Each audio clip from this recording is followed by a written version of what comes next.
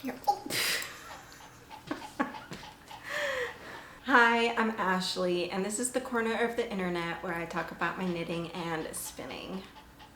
I was able to finish 100 grams of the Romney wool that I am spinning, and this is what it looks like. Beautiful spin and such a nice wool to work with. It has this really nice halo coming off of it. It's just a very fuzzy yarn. I do want to try to get a lighter weight yarn. This looks like it's about between a DK to a worsted. And so I have about 200 or 300 more grams of this wool, and I'm already starting to try to get a thinner single from it. So we'll see if maybe I can get it down. I think it would look very nice just because of the halo of this yarn. I think a very thin, maybe fingering to sport weight would look really nice. So you know, I've been spinning every day for Tour de Fleece, not really doing any challenges, just making sure to spin at least once every day. And while I'm doing that, I'm practicing my draw and just trying to get this into a yarn that I would really enjoy. Not saying that this isn't beautiful, but like I said, I think I want to aim for like a fingering to sport weight. That would mean that this 100 gram would be kind of a anomaly compared to the rest of them, but I'm okay with that. This is for fun, and you know, this can always be incorporated as color work or even mittens or a hat at some point. My staff and shawl is coming along so nicely. I am loving this pattern, and I think because I'm using my own hand spun and the fact that this yarn that I spun is quite thick, it's really moving along quickly. Look at this beautiful pattern. I love it. So the pattern has a pattern like a texture repeat, and so I am on my second repeat, so that second repeat, and then I'm going to end the shawl with some more of this 2x2 ribbing, and that is pretty much the size shawl that I could make with how much yarn I spun. So yeah, it's going by quickly, and it should be done pretty soon if I keep on working on it consistently. I'm thinking about a week or two, so very excited, and I'm just loving this color so much.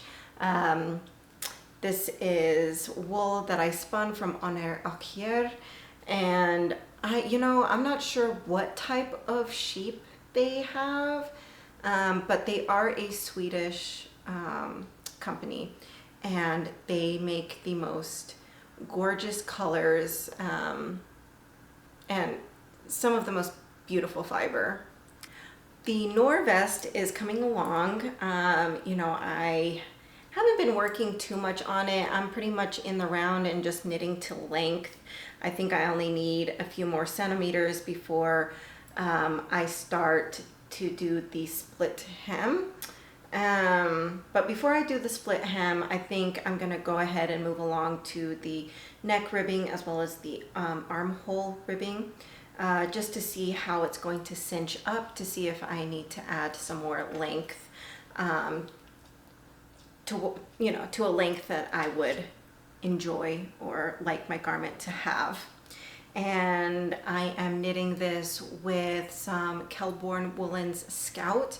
This was in their natural color, which was a natural white, and I dyed it with some avocado pits and skins.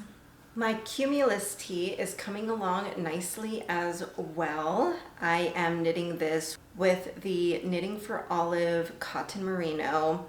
The brown color is called Bark, and the red color is called Red Currant, and it's coming out gorgeous. I love the color combination. It's giving Freddy Cougar, and I love that. But I just love the color combination that I chose. These red pops of stripes is just stunning. And, you know, petite knit and her patterns, they're just really nice. They're so structured, and you know, I'm just loving how the structure is coming out. The raglan increases look so beautiful.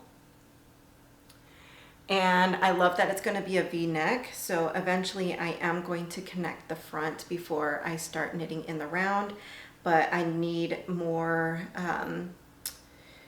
raglan increases before I get to that point. And you know, it's taking a little bit longer just because it is a fingering weight pattern. This is a light fingering weight yarn, and so, you know, as with raglan increases, as you include or increase more stitches of yarn, it just takes longer to get through a row. But I'm really enjoying it. I find that I really like knitting on fingering weight pieces. I find it, like, I find that my hands hurt, or I find that I have more strain with thicker yarns, but thin yarns is pretty comfortable for me. So excited for this one. So in my last video, I had started the Navalis wrap by Tati Lutzak. I had started it with one strand in the Patagonia Organic Merino by Juniper Moon Farms in the color Mahogany, and I was doing the contrast color with the same type of yarn, but in the color Rust. And looking more into the pattern, it seems like she recommends a unspun yarn in order for that motif to pop, because it is using that Estonian method of stranded color work, where you are bringing the contrast color in front of some knitted stitches in the main color. And so it's pretty much like making the color work with floats. And because of that, she recommends a yarn that's very fluffy and will bloom. Although the Patagonia Merino is very rustic in the sense that it's fluffy, it's textured, it's got toothiness, I found that when I got mostly through the motif, I could not see the flower motif. I would show it to you right now, but I made my decision and I had frogged it. So it is frogged, and I'm going to use those two yarns, that two color combinations for some other project, whether that's a sweater with a color work, or I was even thinking about having the Rust be its own project and the Mahogany be its own project. But I did have some unspun yarn in my stash. So I have this Plötulopi. This is in the color, I believe, Heathered Beige. It's this oatmeal color, absolutely gorgeous. I love Plötulopi. So as you can see, it is an unspun yarn. So this pretty much means that it is a pencil roving.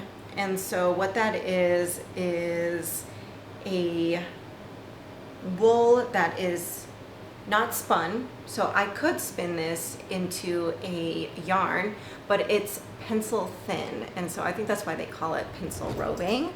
But as you can see, it's unspun. So if you pull on it, it just falls apart. But the cool thing about this type of unspun yarn is that you can just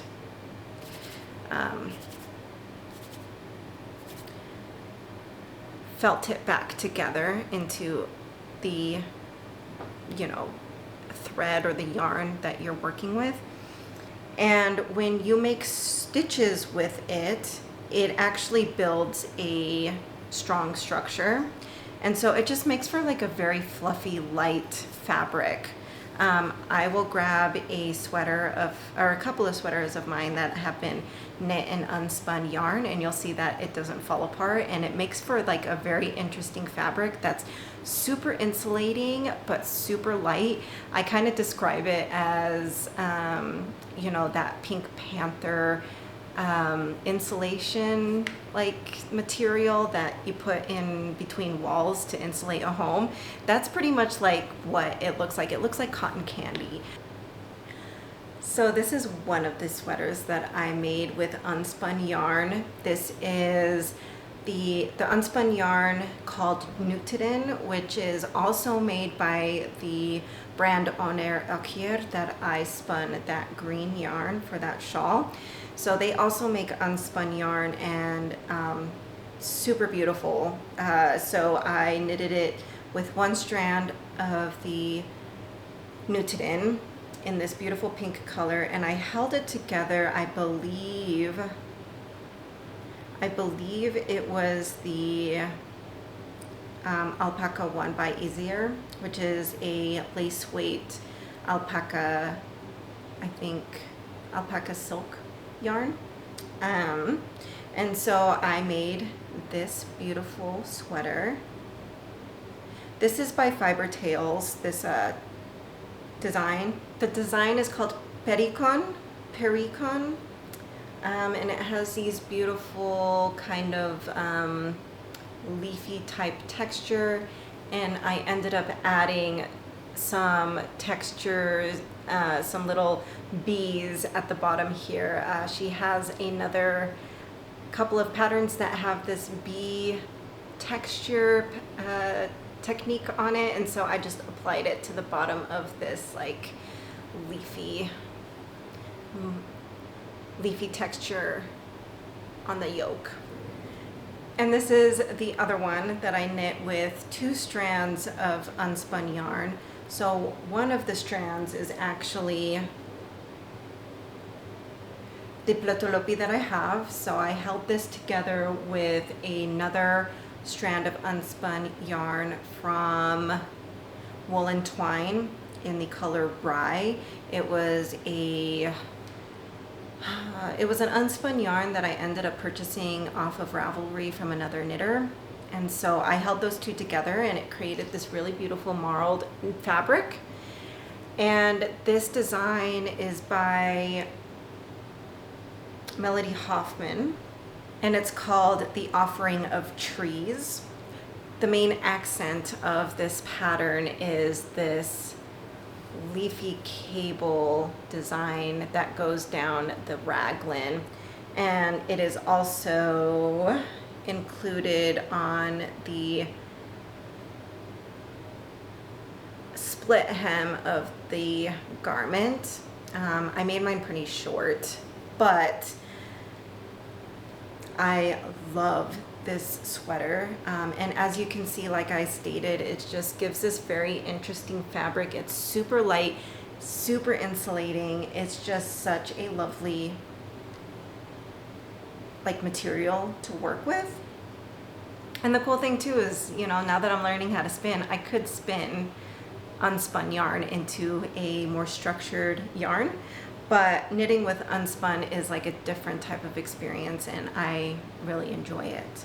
So to go back to the topic of the Navalis shawl, I am going to use this unspun plotolopi yarn that I have. I have about 4 plates of this, which is honestly more than I need. I think I only need 2 plates of each color to complete this shawl.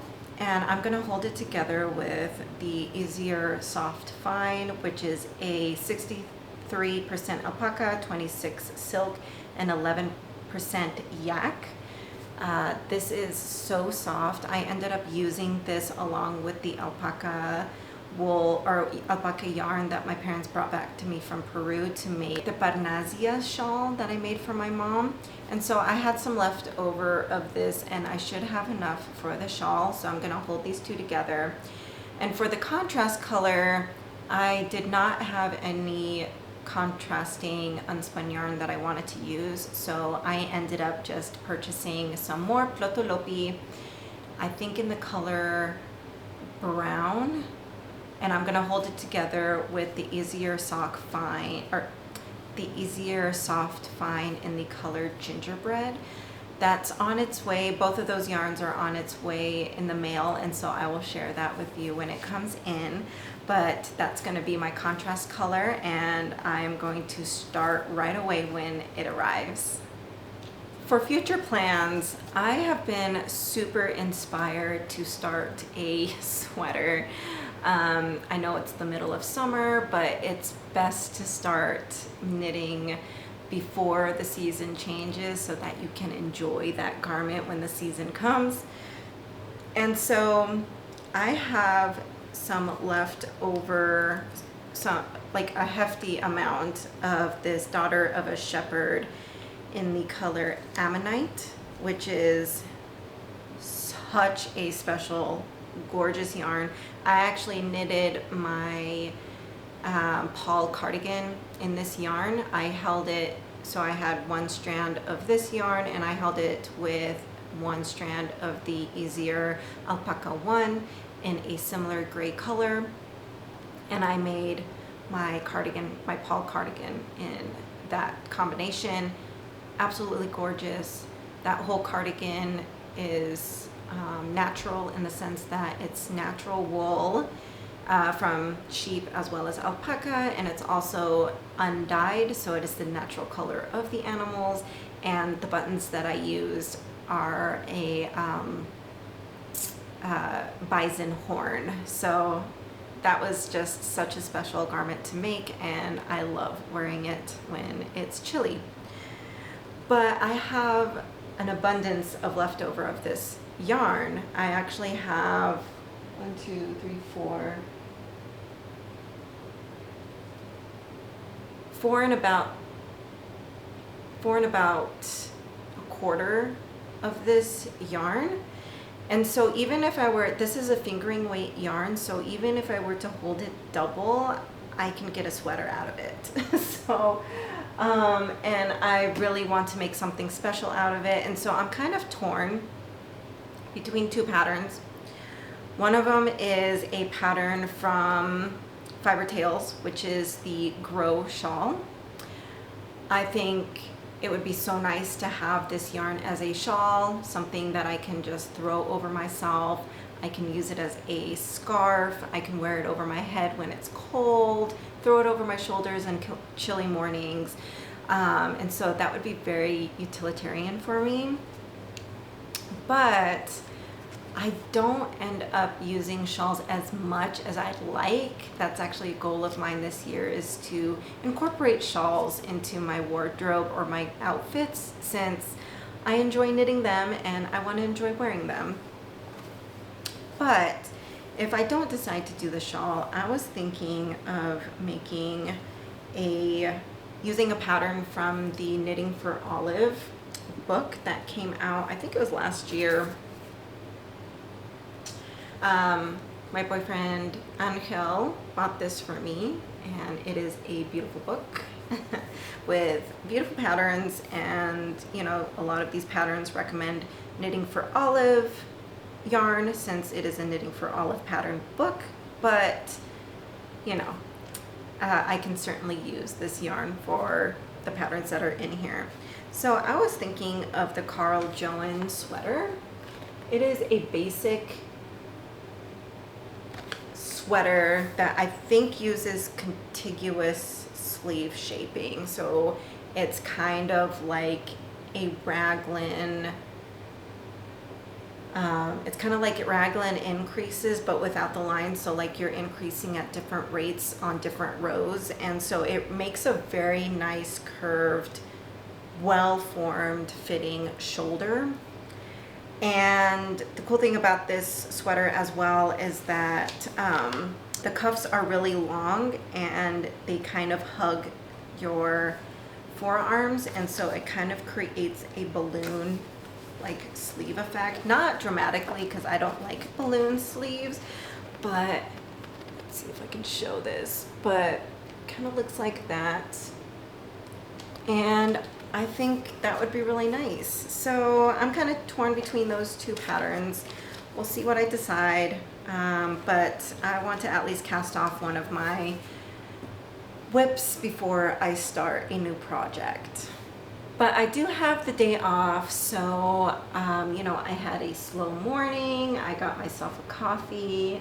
I've walked Yaku a few times this morning already, and I'm just gonna do a little bit of spinning and a little bit of knitting as well. And I'll probably take you guys along with me to a coffee shop tomorrow for some knitting. Just because that's one of my favorite things to do. I might do some writing as well, and I will update you guys this week when I receive my plotolopi so that I can show you what the contrast colors are going to look like. Maybe I'll do a little swatch to show you guys what it's going to look like, or I'll just go ahead and cast it on and just start, since the motif, the color motif starts right away. So yeah, let's get some spinning. I'm gonna hang out with little Yaku. I'll, you know, show you some footage of that. Chango is with my parents right now. We ended up taking Yaku to get a haircut, so his hair is nice and short since it's been hot, and so my parents are enjoying some Chango time. And hopefully we'll have Chango next week, just so that we can spend some quality time with my little old man. So yeah. Let's go.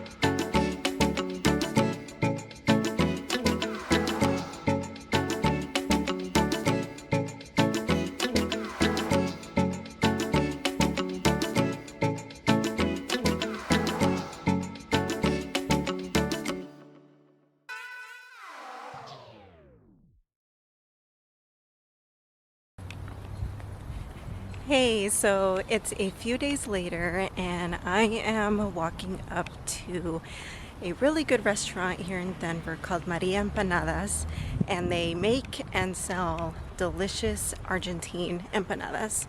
They also have coffee there, so I'm planning on getting a couple of empanadas, drinking some coffee, and knitting on my Cumulus tee.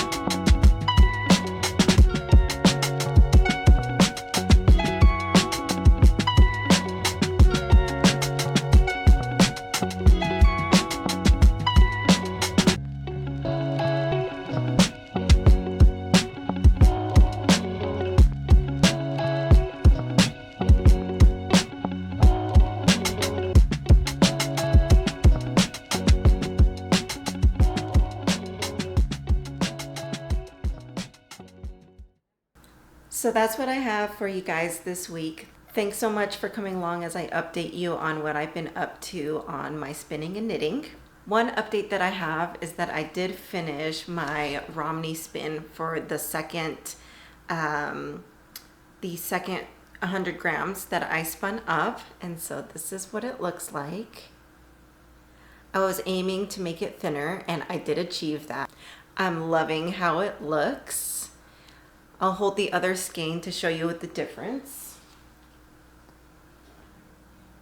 So as you can see, the one on the left here is thinner and more even. So I'm really happy with how that's turning out. So I'm gonna go ahead and spin up the rest of the wool similar to that second skein that I did so that I get a lovely, possibly 2 or 3 skeins of that Romney wool yarn.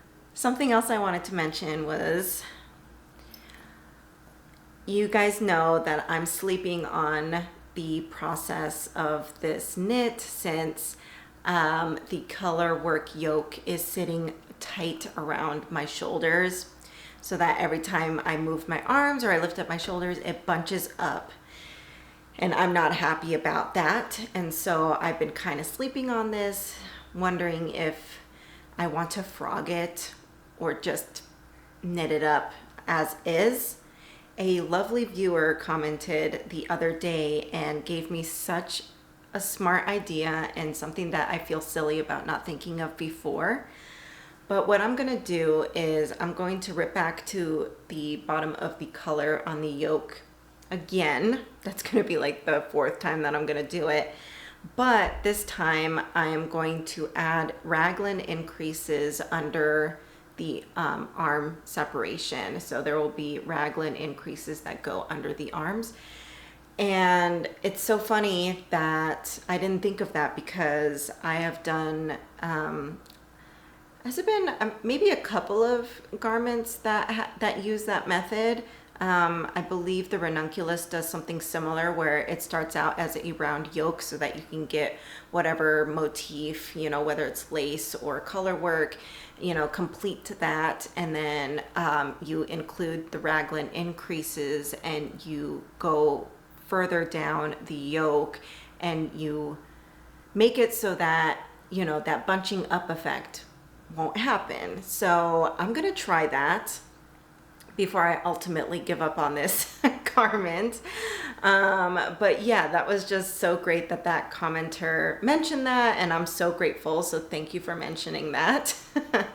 And you know, in case if you haven't watched before or you want an update on this garment, this is the Misurina Tee by Caitlin Hunter, and I'm knitting this with one strand of the color Carnation, which is from Camellia Fiber Co. in their flax base, which is like an alpaca silk flax content yarn, and it's a fingering weight yarn.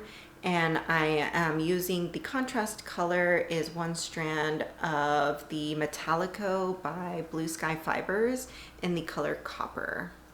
And it's also the similar, a similar content base, so it has alpaca silk and I believe it's flax in there as well. So yeah, so thanks so much for coming along with me this week, and I'll see you on the next one. Make sure to get some crafting in.